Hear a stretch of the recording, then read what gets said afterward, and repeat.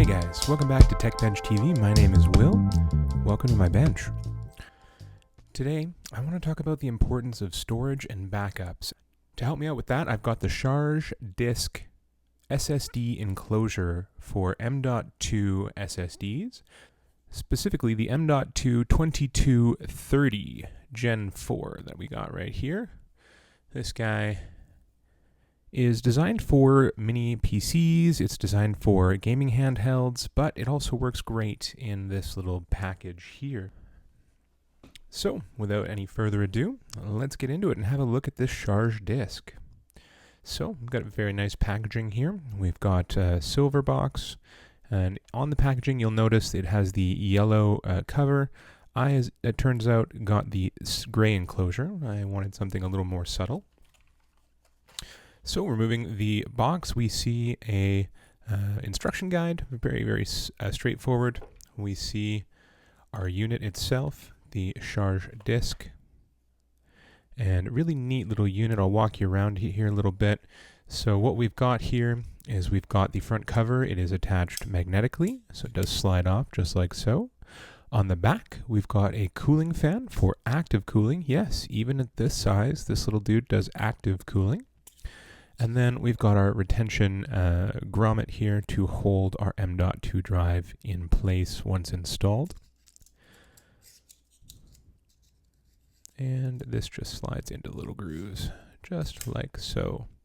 One of the other features which I really appreciate about this device is it does have a write lock.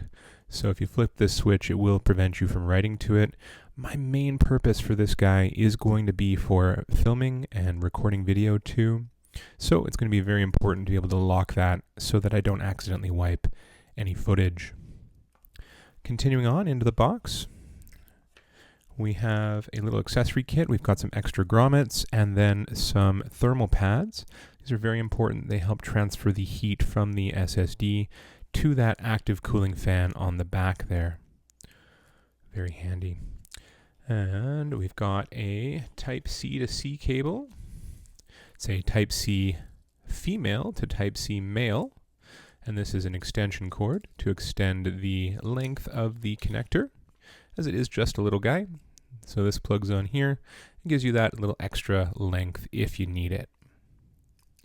It also doubles as a keychain to hold the Sharge disk,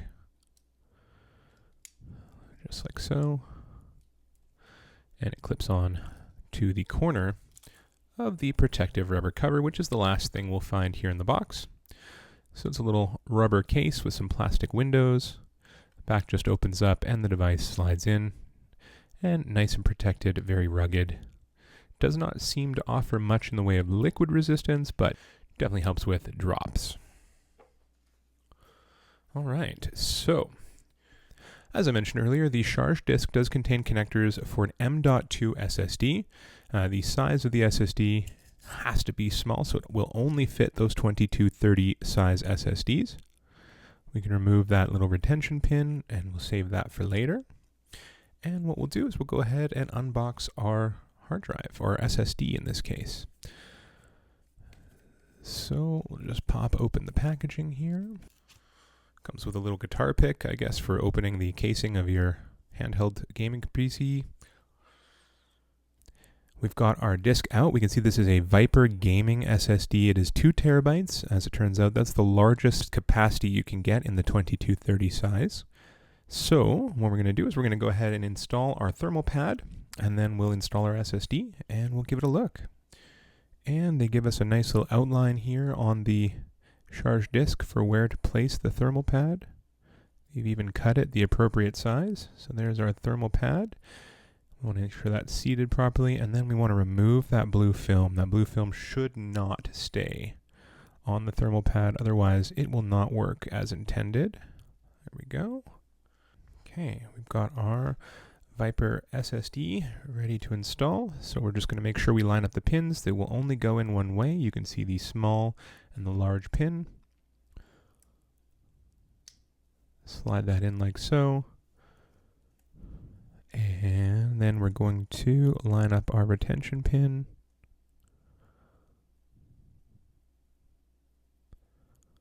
And press it in. Okay, so I've aligned that retention pin there. The SSD is fully seated in the unit. I'm going to take our window and reinstall it. There we go. So now we've got our disk ready to go. I'm going to switch over to screen capture and we'll have a look at how to format this disk. I'm going to insert the disk now. And what we should see is we should see the disk pop up.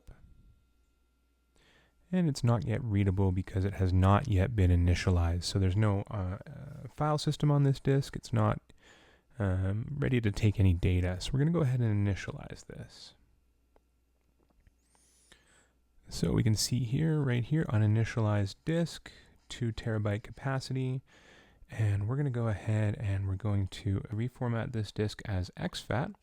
As it turns out, the iPhone requires exFAT for recording.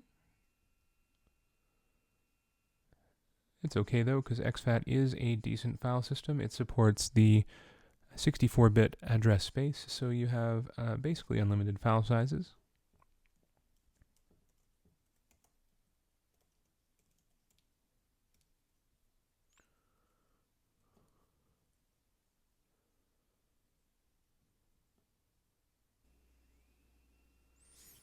Excellent. So we have successfully formatted the disk. Let's go ahead and give it a test.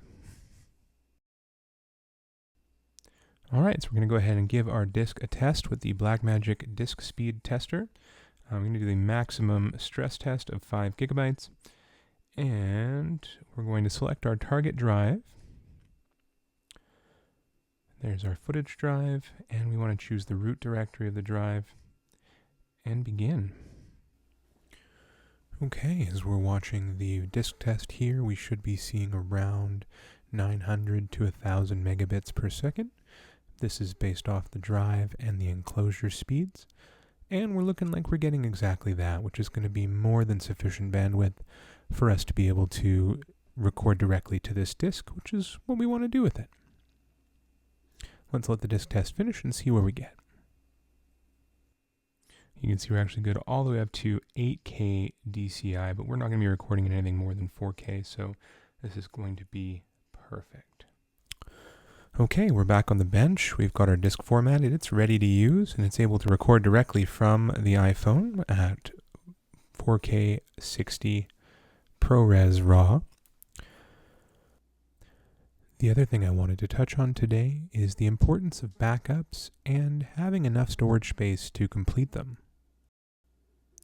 When you're considering your storage needs, it's important to think about having twice as much as you need. The reason why you want twice as much storage as you think you're going to need is because backups are critical.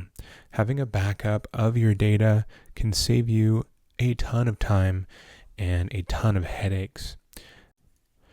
Backups are very easy to do, and you can find instructions for your device, whether that's a PC, a MacBook, a Chromebook. Online, there are plenty of videos and tutorials available for that. But my key takeaway from this video was always make sure you're purchasing enough storage. Always get twice as much as you think you're going to need, because sometimes you can't upgrade it after. Sometimes you can. And we're going to talk about that with an upcoming project.